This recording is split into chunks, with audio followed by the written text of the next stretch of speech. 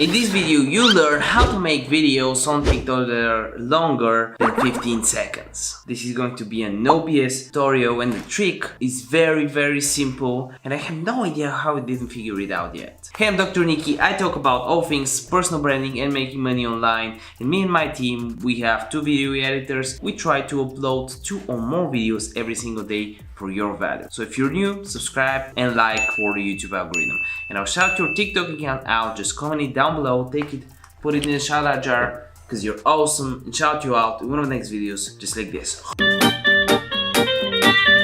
Okay, I'm on my account right now, and it works the same way on Android and iOS, and you just click the plus sign like you would normally right here, and then you just switch to 60 seconds. It was that simple, and you didn't know it. If this video helped you out, make sure you give it a like. If you're new, subscribe, and remember that video that gives the doctor away. By the end of this video, make sure you check one of these 2 videos out. See you next one. Bye.